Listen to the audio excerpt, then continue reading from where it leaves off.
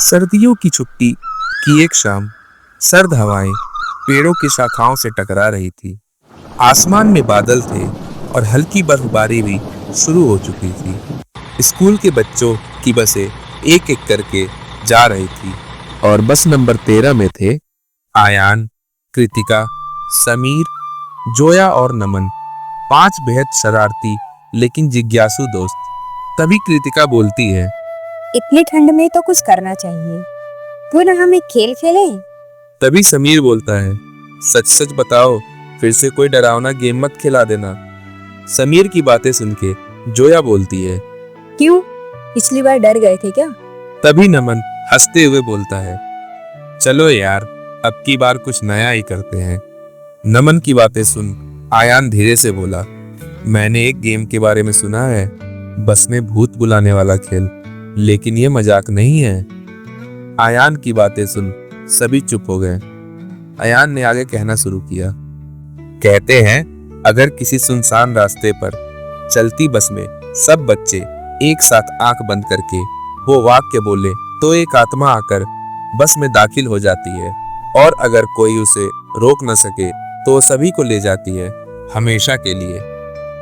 आयान की रहस्यमयी बातें सुन जोया खुशी से बोलती है, अरे वाह, ये तो परफेक्ट है, चलो यही गेम खेलते हैं। जोया की बातें सुन समीर बोला, पागल हो क्या, अगर सच में कुछ हो गया तो? तभी नमन समीर को ताने कसता है, समीर डरपोक है, चलो हम 4 ही खेलते हैं। नहीं, अगर खेलना है तो सबको साथ खेलना होगा, यही नियम है। आखिरकार सब मान गए। ड्राइवर और कंडक्टर बस से चाय पीने बाहर गए थे और बस में सिर्फ वही 5 दोस्त थे। चलो सब लोग अपनी आंखें बंद करो और 3 बार बोलो, आओ भूत हमारी बस में, अगर हिम्मत है तो सामने आओ। सबने अपनी अपनी आंखें बंद करी और 5 दोस्त एक साथ बोले, आओ भूत आओ, हमारी बस में आओ, अगर हिम्मत है तो सामने आओ। फिर 5 दोस्त ऐसे ही करके 3 बार बोलते हैं। तभी बस के अंदर एक जोरदार झटका लगा, लाइटें झपकने लगी, इंजन बंद हो गया। बस के बाहर सब कुछ सफेद धुंध से ढक चुका था, मानो बस किसी दूसरी दुनिया में आ गई हो। समीर घबरा के बोला, ये मजाक नहीं था। आयान धीरे से बोला, कहानी में लिखा था अगर भूत बुला लिया गया तो वो किसी को जाने नहीं देता। तभी पीछे की आखिरी सीट पर अचानक से एक परछाई दिखी, एक लड़की जिसकी आंखें काली गहराइयों जैसी थी, बाल बिखरे हुए और चेहरा सफेद जैसे बर्फ से तराशा गया हो। तभी जोया बोली, वो कौन है? वो रहस्यमयी लड़की धीरे धीरे आगे बढ़ने लगी। उस लड़की को देख कृतिका बोली, हमने तुम्हें मजाक में बुलाया था, हमें माफ कर दो। उस भूत ने कुछ नहीं कहा, बस हर बार किसी एक की ओर इशारा करती और वो गायब हो जाता। पहले कृतिका, फिर नमन, उसके बाद जोया और फिर समीर, चारों बारी बारी से गायब हो गए थे। अब पूरी बस में बस आयान और वो आत्मा बची थी। तभी वो भूतनी बोली, तुम्हें क्या लगा ये सिर्फ एक खेल है? तुमने मेरी शांति भंग की है। इतना सुन आयान बेहद डर जाता है, लेकिन फिर से साहस जुटाकर बोलता है, मुझे नहीं पता था ये सब सच है, मुझे अपनी गलती का एहसास है, मुझे माफ कर दो और मेरे दोस्तों को भी वापस ला दो, आगे से हम ऐसी गलती कभी नहीं करेंगे। वो भूतनी कुछ देर चुप रहती है। अगर तुम यहाँ से बचना चाहते हो और अपने दोस्तों को बचाना चाहते हो तो सबसे पहले तुम्हें मेरे बारे में जानना पड़ेगा, वरना अगला नंबर तुम्हारा ही है। आयान उस भूतनी की बातें सुन कांपते हुए कहता है, मुझे बताओ तुम्हारे साथ क्या हुआ था, मैं जरूर तुम्हारी मदद करूंगा। अगर तुम मेरी कहानी जानना चाहते हो तो लो सुनो।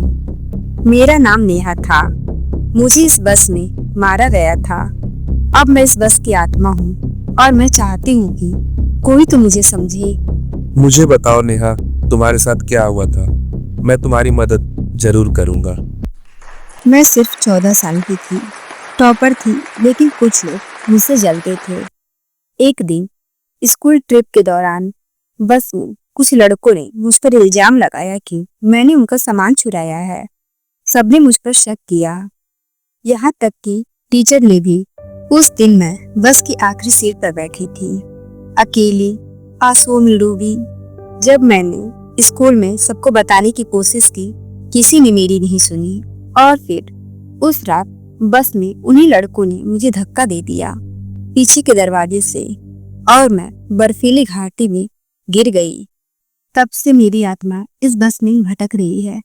नेहा की दर्द भरी कहानी सुन आयान गुस्से से बोलता है, ये तो मर्डर था। अब तुम समझे, मेरे साथ नाइंसाफी हुई थी, और मैं बस चाहती हूँ कि वो लड़के सच कबूल करें और मेरी आत्मा को शांति मिले। मैं करूंगा, मैं तुम्हारा सच सबको बताऊंगा, लेकिन मेरे दोस्त वो सब कैसे आएंगे? अगर तुम मुझे न्याय दिला सकते हो तो वो लौट सकते हैं, वरना वो भी मुझ जैसे हो जाएंगे। अगले दिन आयान स्कूल में उन पुराने केस फाइल्स की खोज करता है। उसे पुराने अखबार की एक कटिंग मिलती है। स्कूल ट्रिप के दौरान छात्रा लापता, मामला दबा दिया गया। आयान उन लड़कों का नाम ढूंढता है। अब वो बड़े हो चुके हैं, पर शहर में ही है। और तब शुरू होती है आयान की असली जंग। अंत में आयान को एक पुरानी रिकॉर्डिंग मिलती है, जिसमें एक लड़का रोते हुए कबूल करता है कि नेहा को उन्होंने धक्का दिया था, मजाक में, लेकिन फिर डर के मारे सब छुपा लिया गया। आयान उस रिकॉर्डिंग को मीडिया को देता है और केस दोबारा खुलता है। और इस तरह से नेहा को इंसाफ मिलता है और उन सारे लड़कों को जेल होती है। नेहा की आत्मा बोलती है, अब मेरी आत्मा को शांति मिलेगी। नेहा, पर मेरे दोस्त वो सब कहाँ हैं? नेहा मुस्कुराती है और बस की सीटों से एक एक करके सब वापस प्रकट होते हैं। नमन, जोया, कृतिका और समीर सभी हक्के बक्के हैं, मानो एक लंबा सपना देखा हो।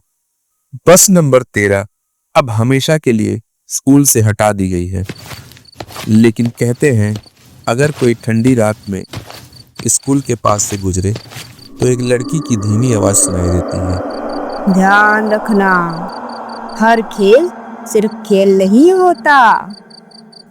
तो क्या आप जाना चाहेंगे उस स्कूल के पास?